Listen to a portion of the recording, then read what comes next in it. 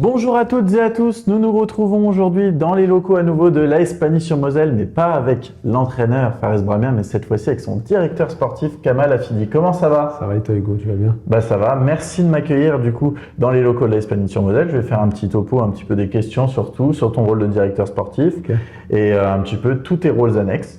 Donc la première question, c'était présente-nous un petit peu ton ancien parcours de joueur et quels souvenirs en gardes-tu parce que tu étais joueur avant. Alors je me présente, moi c'est Kamal Afidi, je suis directeur sportif à Pagny-sur-Moselle depuis novembre l'année dernière.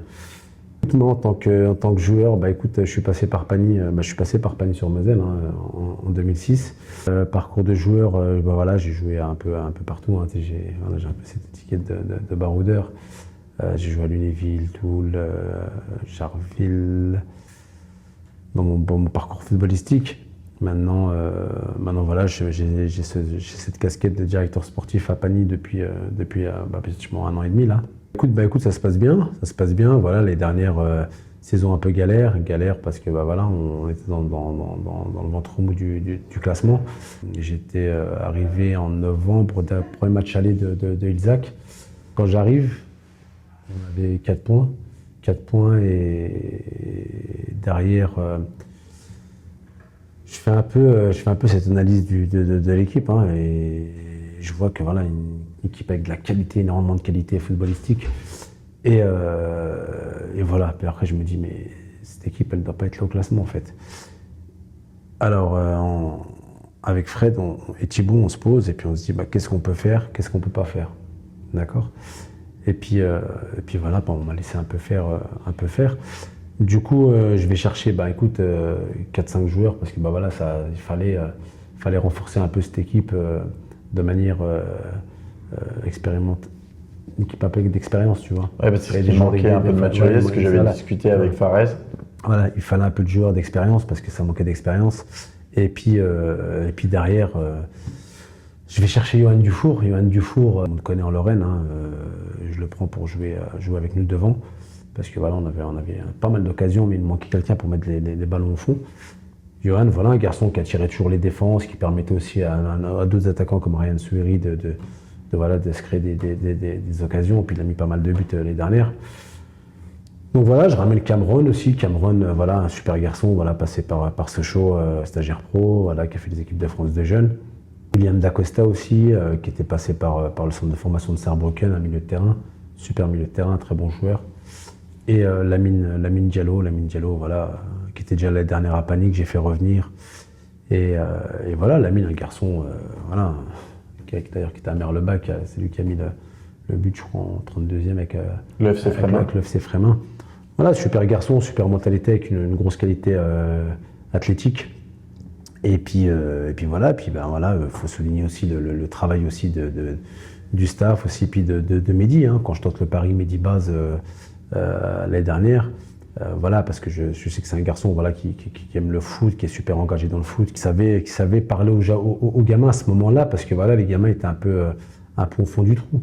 Et je pense que lui, avec son management et puis son dialogue, il a su remettre sur pattes les garçons, leur donner la motivation de venir s'entraîner, de venir jouer, et puis d'apprendre à gagner. Et puis on le voit, on l'a vu tout au long de la saison dernière où il était chercher des points comme à Nancy, comme je pourrais t'en citer d'autres de matchs, mais voilà, il fait partie aussi en grande partie du maintien de l'année dernière de Pagny. Et puis cette année, après on est resté dans la continuité de cette année avec un Fares Bramia, voilà, Fares que je vais chercher à Mulhouse, Mulhouse aux 19 nationaux. Voilà, Fares, il n'y a pas besoin de parler, il y a juste à regarder les résultats du garçon. Voilà, c'est un coach, c'est hors du commun. C'est quelqu'un voilà, qui, si on arrive à le garder l'année prochaine, voilà, ce sera un miracle, ce sera bien. Parce que voilà, c'est quand même quelqu'un, voilà, même au mois de décembre, ce mercato d'hiver, où il était sollicité par les clubs de BGL au Luxembourg, que ce soit aussi même en France, où j'avais eu un club qui m'avait appelé en France pour Fares, savoir s'il était disponible. Voilà, je tiens à le remercier aussi, Fares, parce que voilà, c'est quelqu'un de loyal, c'est quelqu'un qui tient ses engagements, qui a su... voilà, il a commencé une histoire avec nous, il la continue. Oui, c'est quelqu'un en or et qui souhaite, comme il l'a dit lors de son interview, c'est de donner vraiment une identité au jeu de Pagny et on le voit aujourd'hui. Voilà, il a quand même donné une identité au club, il a quand même donné un autre style de jeu, à l'équipe. Maintenant, voilà, voilà, c'est quelqu'un qui est très professionnel, voilà, je pense qu'il mérite à la longue voilà, de diriger une équipe. Justement, qu'est-ce qu'il a fait quand il est arrivé de professionnel qui montre directement qu'on rentre dans une autre catégorie? Voilà, quand tu rentres dans une autre catégorie d'entraîneur, tu le vois tout de suite, hein, dans sa façon, dans sa gestuelle, dans sa façon de se comporter, dans ses engagements aux entraînements, dans la rigueur, dans la discipline qu'il met même hors terrain. C'est les petits détails que tu me racontais en off. Quand il est arrivé, il met son diaporama et il dit tous sur les casquettes, téléphone. Il met son diaporama. Quand il arrive le premier jour où je le présente au club, je me rappelle, c'était la fête du club, je le présente, il vient avec un diaporama. Tu sais tout de suite que là, tu sais à qui tu as affaire. Voilà, moi je joue comme ça, comme ça, comme ça, comme ça. Je veux ça, ça, ça, ça. Maintenant, celui qui rentre dans le moule, dans les cases, c'est bien. Celui qui n'est pas capable, qu'il me le dise à la fin. Et puis, s'il va aller voir ailleurs, il va voir ailleurs.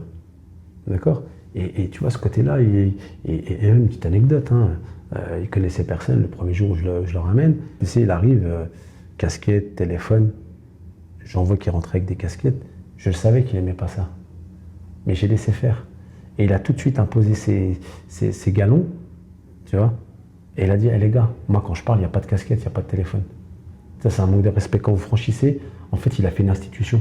Le club, il en a fait une institution. C'est-à-dire avec de la discipline, de la rigueur, des règles. Celui qui ne rentre pas dans ces cases, comme je te dis, il s'élimine tout seul. Et voilà, c'est ce que j'ai aimé. Moi, c'est ce que j'ai aimé quand j'ai échangé avec lui au téléphone. Je savais que c'était lui. Et là, je me suis dit, j'ai appelé, j'ai dit, écoute, c'est lui. Je crois qu'on a trouvé l'entraîneur qu'il nous fallait. C'est surtout, en plus, il m'avait raconté, ça s'est fait rapidement, parce qu'il m'avait dit que ça aurait dû se faire longtemps aussi avec le club de Sarre-Union. Ils avaient traîné à lui répondre, Pagny a montré une volonté, et directement ça s'est fait. Ouais, ça s'est fait tout de suite, parce que voilà, je pense que mon discours, il a été vrai avec lui, je lui ai expliqué les conditions, et puis voilà, il faut souligner aussi l'effort du club aussi vis-à-vis de Fares, voilà, ça aussi, il faut le souligner. Et voilà, je pense que voilà, on a montré qu'on était capable d'attirer des entraîneurs chez nous, même de l'extérieur, des très gros entraîneurs. Donc voilà, c'est bien pour nous, c'est bien pour le club, c'est bien aussi pour l'image du club. Maintenant, voilà, les résultats sont là, c'est ce qui compte. Ok, maintenant je voudrais que tu nous expliques aussi concrètement quel est ton rôle, quel est le rôle de directeur sportif, comment on arrive à être directeur sportif au niveau des diplômes et peut-être des compétences à avoir, et qu'est-ce que c'est ton rôle ici? Écoute, le rôle de directeur sportif, c'est de s'occuper, en fait, moi je m'occupe à Pagny, je suis là, je m'occupe de tout ce qui est recrutement, je m'occupe de tout ce qui est recrutement senior, d'accord, je suis responsable du pôle senior. Maintenant, au niveau du recrutement, voilà, j'ai été ciblé quelques joueurs que j'avais déjà dans la tête. Donc Julien Setou. Julien Setou, Chef Corenfal que tu as fait revenir, Alexis Larrière aussi. Alex, que je connaissais de la BGL. Donc voilà, c'est des garçons, j'ai pris des garçons d'expérience, parce qu'on a pêché les dernières sur des petits détails que je voulais pas qu'on repêche encore cette année, c'est-à-dire de l'expérience. C'est ça, elle est très jeune ton équipe, et Mathieu Girand et Julien Setou, ils permettent justement de canaliser tout ça avec leur maturité, tu t'en rends compte dans des matchs, tu vois, comme à Bonny ou quand tu perds à Étanges, quand tu n'as pas un Julien Setou dans le vestiaire, tu vois, tu sens quand même, tu vois, parce que Julien, c'est quand même un garçon qui a quand même 200-300 matchs de pro, quelqu'un qui est écouté, qui est respecté, comme Mathieu, qui a quand même une centaine de matchs en national, qui est international en plus chez nous. Donc voilà, c'est ce côté-là, ce côté que j'essaye d'améliorer au club, et puis on a essayé d'avoir des résultats, puis je pense que les résultats parlent pour eux-mêmes. Hein. Une qualification dimanche contre Saint-Mézières, au tir au but. On n'hésite pas à faire jouer les jeunes du club. D'ailleurs, le petit Noah qui est rentré dimanche, qui joue avec les moins de 17. Donc voilà, on reste dans la continuité de la formation, d'essayer de faire évoluer les choses au sein du club. Maintenant, mon rôle aussi, c'est d'être à l'écoute aussi des garçons, dans les bons comme dans les mauvais moments. C'est ça. Et aussi en jeune, je rebondis aussi sur le deuxième gardien, Adam Benchaïb, qui a sorti 2 tours d'affilée, et c'est lui le héros des tirs au but. Adam, un garçon, un super garçon, super mentalité, un garçon qui a énormément de qualité, Malheureusement, voilà, il est un peu pas barré, mais disons que voilà, il est en concurrence avec Une Djibril. concurrence. Voilà, Il fait une super saison l'année dernière, Ouais, qui a permis le maintien aussi du club. Voilà, c'est lui qui est quand même à l'origine aussi du maintien du club l'année dernière. Il a sorti des gros matchs et après, voilà, il fallait.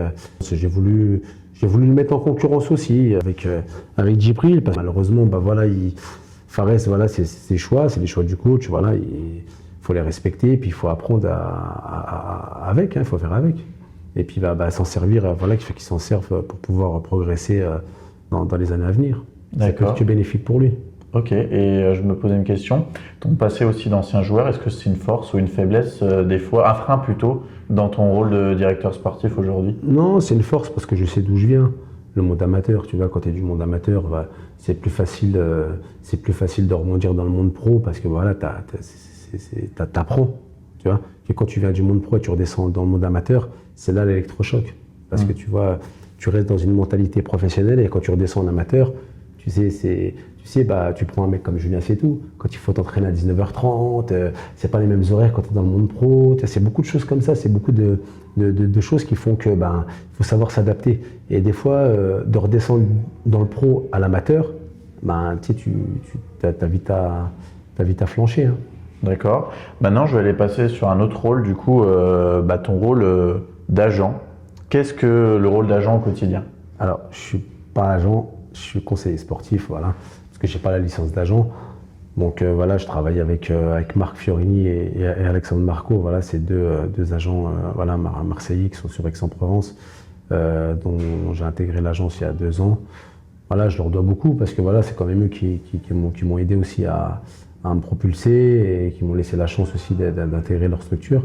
Marc avec Alexandre qui ont fait Alexis Sanchez à Marseille, voilà, qui sont à l'origine d'Alexis Sanchez à Marseille, Renato Tapia aussi qui était au Celta Vigo et qui devait signer l'année dernière sur l'Artextor. Donc voilà, qui ont un réseau, qui ont un gros réseau, qui ont fait en sorte que voilà, que ça matche entre nous. Et il y a une confiance qui s'est installée, il y a du sérieux, il y a du travail. Ça peut être que bénéfique pour moi. D'accord. Ensuite, je vais te poser une autre question. Qu'est-ce qui est le plus compliqué à gérer dans ce genre de deal un petit peu avec les joueurs? C'est plutôt le joueur, l'entourage ou le contexte des clubs? Parce que dis-nous un petit peu aussi ce que tu as pu participer comme joueur en tant que conseiller sportif. Écoute, là j'étais à l'origine de Benjamin Lecomte, le gardien de Montpellier l'année dernière, d'accord, qui était passé par Monaco, qui a signé à Fulham. Qui a signé à Fulham, voilà, c'est Benjamin, garçon, que je suis en contact avec lui depuis 2 ans, via Laurent Weber, parce que voilà, j'ai vécu à Dijon durant quelques années, et puis Laurent Weber, qui est actuellement entraîneur des gardiens du national à Dijon, voilà, qui m'avait présenté Ben, etc., voilà, qui sortait d'une saison un peu difficile, voilà, qui recherchait voilà, un projet, d'accord, et puis voilà, puis après on est resté en contact avec Ben, et puis vient des agents anciens, voilà, que je collabore, qui m'appelle, j'étais en vacances, et puis qui m'appelle et qui me dit, écoute, Kamal, Ben il est toujours dispo. Je dis, tu vois, il est dispo, ouais. Il me dit, il faut que tu l'appelles parce qu'on a peut-être quelque chose pour lui. Et puis voilà, ça s'est fait comme ça, et puis il y a l'offre de Fulham qui est arrivée, ça s'est fait directement. Et puis récemment, je rentre du Canada, là, je rentre de Toronto, là où j'étais avec Dimitri Berthaud, le deuxième gardien de Montpellier, aussi international congolais, d'accord, qui va participer aussi au qualif, normalement au qualif de la Coupe du Monde pour le match juin. Espérant qu'il se qualifie, je crois que c'est contre la Jamaïque, je crois, ou je sais plus. Ouais, je sais pas, j'ai pas regardé. Jamaïque et puis je sais plus qui. Dimitri, voilà, qui est rendu commun. Garçon, voilà, qui a fait la Ligue CONCAF là il y a pas longtemps contre les Tigresses, contre André Pierre Gignac, là où tu sais qu'il a mis tout le monde d'accord. Brunetta tips it back. Gignac, Berthaud with his first big save. Guzman starts it. Flores hammers. The win. Flores tips this up top. This shot attempt pulls it up top. Knockback. Brunetta. Avec une note de 9, même s'il perd 4-1 là, 4-1 au match retour, mais au match aller, voilà, j'ai regardé les matchs, c'était magique, quoi. Tu vois, pourtant, voilà, ça reste un très très bon gardien et des très bons gardiens et voilà, ça m'a permis de m'ouvrir des portes, voilà, de montrer un peu comment je travaillais et puis voilà, maintenant j'ai mon petit réseau, j'ai ma crédibilité qui s'installe. Donc voilà, je suis content de ce que je fais, de la confiance qu'on m'accorde et voilà. Eh bien écoute, merci Kamal pour cette interview, merci de m'avoir accueilli ici. Merci à toi. Merci Hugo. Et puis à la prochaine. Plaisir, ça marche avec Ciao. plaisir. Ciao, ciao. Et si vous avez aimé la vidéo, n'oubliez pas de la liker et surtout de vous abonner. À la prochaine. Ciao. Il m'a dit petit